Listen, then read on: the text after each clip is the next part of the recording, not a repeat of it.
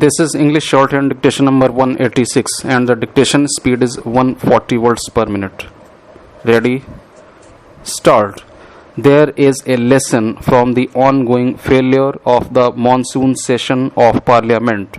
Until there is a clear link between how one performs in Parliament and the votes one gets in elections, politicians will not change the way they approach their role as legislators. The House has not run smoothly so far, and given the impasse, an immediate resolution does not appear to be on the horizon. There is a possibility that the session will not see Parliament perform its main role of deliberative lawmaking, holding the executive accountable, and articulating citizen-centric issues. The immediate trigger for the impasse is the opposition's demand for a discussion and enquiry on Pegasus, and the government's reluctance to do so. It would be productive to have a discussion on Pegasus and then pursue other legislative business. There could well be other mechanisms to resolve the impasse too. But the question is why the government and the opposition have not invested enough energy in resolving what is really not an intractable issue, and that goes to the question of incentives. For a government that enjoys a majority and can get its legislative agenda through even amidst a din, the functioning of the House does not make a material difference to its objectives. Non-functioning allows it to evade hard questions. For the opposition, the ability to disrupt, make a noise, even snatch papers from ministers seems more politically advantageous. They think this allows them to come across as belligerent and aggressive. For members of Parliament who would like the House to function, there is little room to generate pressure because their incentive lies in proving their loyalty to the party line. But at the core of it, members of Parliament know that what they do in Parliament will not affect their electoral prospects. Attendance, questions asked, interventions in key debates hardly figure in the heat and dust of electoral battles. Therefore, till parliamentary performance becomes a parameter in how citizens judge their representatives, India's parliament will continue to see bursts of productivity interspersed with bouts of disruption. Honorable Speaker, Sir, I strongly oppose the introduction of the bill as it is a draconian legislation to cut down the democratic and legitimate rights of the workmen in the country. Sir, the provision in the bill is to prohibit the strike. The Essential Defence Service Bill is violating the fundamental right guaranteed in Article 19 of the Constitution of India. The sole intention of the bill is to curtail the democratic rights of the defence civilian workers. Sir, the legitimate right of workers to strike is guaranteed in the Industrial Disputes Act 1947 and also in the latest Industrial Relations Code. The infringement of the legal right of the employees is a violation of all these rights as well as the provisions of the ILO conventions. The ILO conventions have already stated that the right to strike is the democratic right of the working class in the country. It is being unilaterally curtailed. The entire purpose of this legislation is to cut down the democratic right of the working class in India. Hence, I strongly oppose this bill, and I also appeal to the Honorable Speaker that this is not the way by which a bill is introduced when the House is not in order. This is a very important bill. There are 41 ordnance factories in India. Now the government of India under the Ministry of Defence is trying to convert them into separate boards. It is an indirect way of privatization of ordnance factories in our country, and the sole purpose of this bill is to ban strikes. Sir, 84,000 employees in the defence sector, particularly in the ordnance factories, will be affected by this.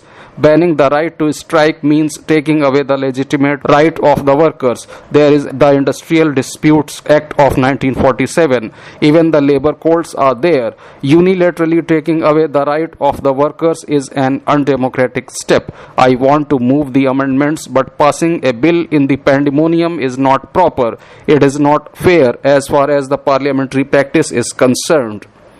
The Essential Defense Services Bill 2021 seeks to replace the ordinance promulgated in June 2021. The bill allows the central government to prohibit strikes, lockouts, and layoffs in units engaged in essential defense services. Essential defense services include any service in any establishment or undertaking dealing with production of goods or equipment required for defense-related purposes, or any establishment of the armed forces or connected with them or defense.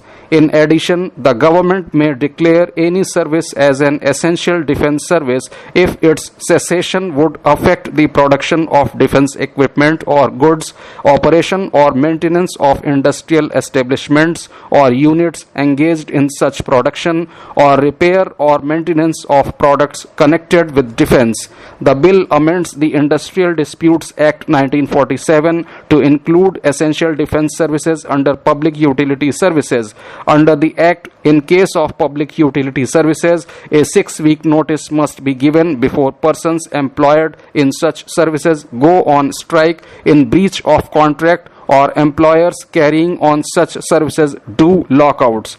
Under the bill, strike is defined as cessation of work by a body of persons acting together. It includes mass casual leave, coordinated refusal of any number of persons to continue to work or accept employment, refusal to work overtime where such work is necessary for maintenance of essential defense services, and any other conduct which results in or is likely to result in disruption of work in essential defense services. Under the bill, the central government may prohibit strikes, lockouts, and layoffs in units engaged in essential defense services. The government may issue such order, if necessary, in the interest of sovereignty and integrity of India, security of any state, public order, public decency, or morality. The prohibition order will remain in force for 6 months and may be extended by another 6 months.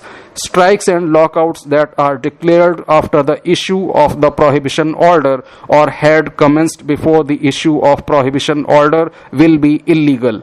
The prohibition will not apply to layoffs made due to power shortage or natural calamity, or layoffs of temporary or casual workmen.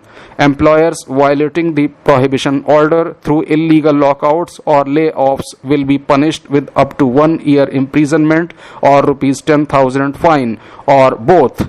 Persons commencing or participating in illegal strikes will be punished with up to 1 year imprisonment or rupees 10,000 fine, or both. Persons instigating, inciting, or taking actions to continue illegal strikes or knowingly supplying money for such purposes will be punished with up to 2 years imprisonment or rupees 15,000 fine, or both. Further, such an employee will be liable to disciplinary action, including dismissal as per the terms and conditions of his service. In such cases, the concerned authority is allowed to dismiss or remove the employee without any inquiry, if it is not reasonably practicable to hold such inquiry. All offences punishable under the bill will be cognizable and non-bailable. The General Insurance Business Nationalization Amendment Bill 2021 seeks to amend the General Insurance Business Nationalization Act 1972. The Act was enacted to nationalize all private companies undertaking general insurance business in India. The bill seeks to provide for a greater private sector participation in the public sector insurance companies regulated under the Act. The old Act set up the General Insurance Corporation of India. The business of the companies nationalized under the Act were restructured in 4 subsidiary companies of General Insurance Corporation of India, namely National Insurance, New India Assurance, Oriental Insurance, and United India Insurance. The Act was subsequently amended in 2002 to transfer the control of these 4 subsidiary companies from General Insurance Corporation of India to the central government, thereby making them independent companies. Since the year 2000, General Insurance Corporation of India exclusively undertakes reinsurance business. The Act requires that shareholding of the central government in the above 5 companies must be at least 51%. The bill removes this provision. The Act defines general insurance business as fire, marine, or miscellaneous insurance business. It excludes capital redemption and annuity certain business from the definition. Capital redemption insurance involves payment of a sum of money on a specific date by the insurer after the beneficiary pays premiums periodically. Under annuity certain insurance, the insurer pays the beneficiary over a period of time.